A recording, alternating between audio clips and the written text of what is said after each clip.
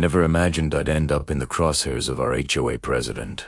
But that's exactly what happened. For nearly 5 years, Karen Wilkins had ruled Sunnyside Estates with an iron grip. Mid-50s. Lips permanently pursed. Her signature blonde, bob, with chunky highlights Karen, looked every bit the part of someone who thrived on power. Most neighbors either avoided her or lived in quiet fear of her. Unfortunately, I had become her newest target. It started 3 months ago when I tore out my water-hungry lawn and replaced it with native wildflowers. I had the proper approval from the architectural committee and followed every guideline to the letter.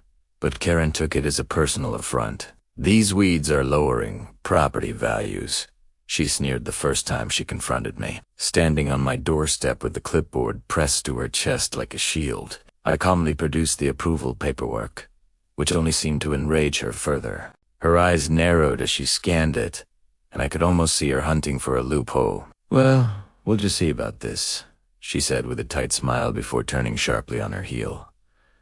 That was the moment I realized I was on her radar. Over the following weeks, the violation notices started arriving, 4 in total, each more absurd than the last. My garbage can sat outside too long after pickup, which in her view meant 45 minutes. My hose wasn't properly stowed when I took a short break from watering. Even my welcome mat, apparently, wasn't within the approved color palette. Each time, I countered her with photo evidence and copies of the rules, sending everything to the full board. Slowly, the other board members began to notice the pattern.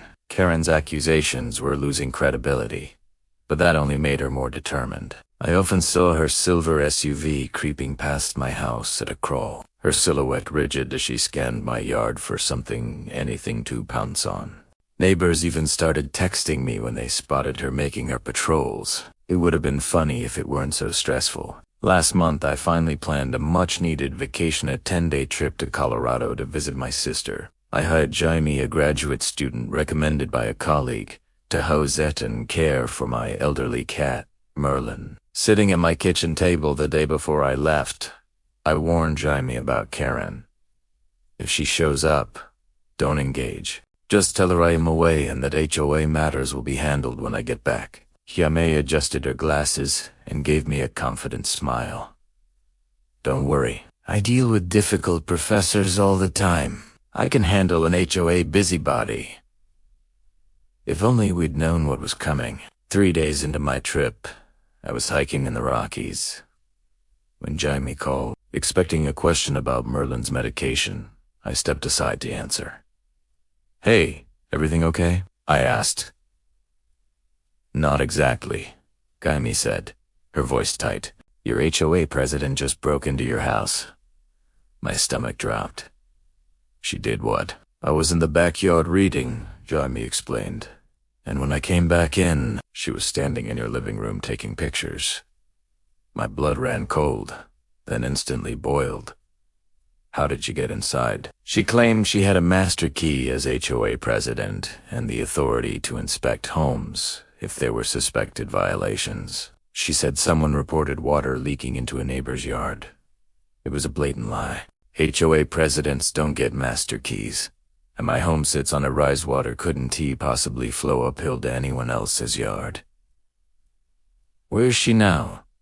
I demanded. "That's the best part," Jaime said, her voice hardening with satisfaction. "I told her she was trespassing and needed to leave. She refused, so I called the police. They hauled her away in handcuffs after she wouldn't stop insisting she had the right to enter anyone's home here." I nearly dropped my phone.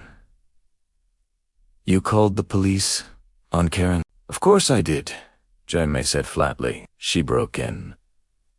By then, my sister had walked over, staring at me as my face shifted between shock, fury, and admiration for Jaime's quick thinking. I cut my trip short by 2 days. When I got back, Jaime filled me in on the rest. Karen hadn't used a master key at all. She had slipped a credit card through the side door that Jimmy had opened. Later, she admitted she'd seen the trick in a movie and thought it was a legitimate method for emergencies. The responding officers had given Karen every chance to walk away quietly, but she refused. Instead, she launched into a furious tirade, insisting that as HOA president she had the authority to enter homes. She even began reciting imaginary bylaws she claimed backed her up.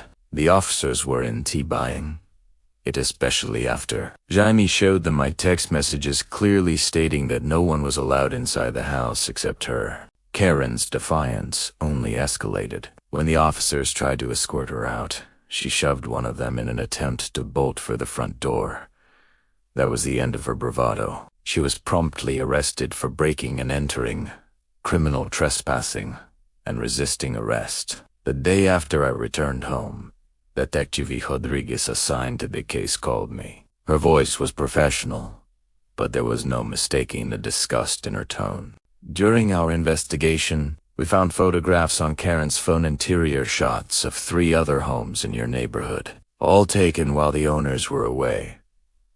It turned out Karen had been conducting these so-called inspections for months. Alongside the photos, police found meticulous notes on supposed violations, as well as unnervingly personal observations about her neighbors' belongings and lifestyles. This goes far beyond an HOA issue, Detective Rodriguez told me. We're charging her with multiple counts of breaking and entering, trespassing, and invasion of privacy, given the scope and her position of supposed authority. The district attorney is taking this case very seriously.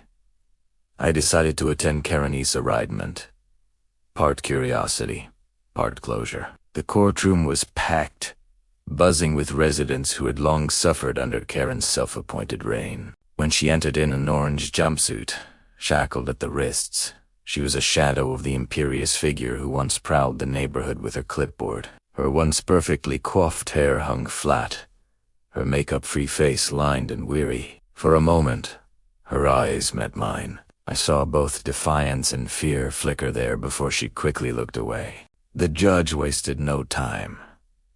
Bail was set at $50,000, citing both the serial nature of her crimes and her abuse of community trust. As the charges were read, 12 counts of breaking and entering, multiple counts of trespassing, invasion of privacy, and resisting, arrest. Karen's posture wilted. Her public defender looked increasingly grim as the prosecutor detailed her systematic abuse of power. But the moment that truly settled the matter came when the judge addressed her directly. Senora Wilkins, you appear to have fundamentally misunderstood both the scope of your authority and the rights of your neighbors. An HOA president is not above the law, and certainly has no right to enter private residences without explicit consent. Karen's composure cracked. Her face crumpled, and she let out a desperate gasp that echoed through the silent courtroom. But I was just enforcing the rules, she whispered. The bylaws. Say, the bylaws. The judge cut in sharply. Do not supersede state law or the Constitution. You would do well to remember that before your trial. As Karen was led away, her eyes wide with dawning horror, I felt no sympathy. Only relief. Her reign of intimidation had finally come to an end.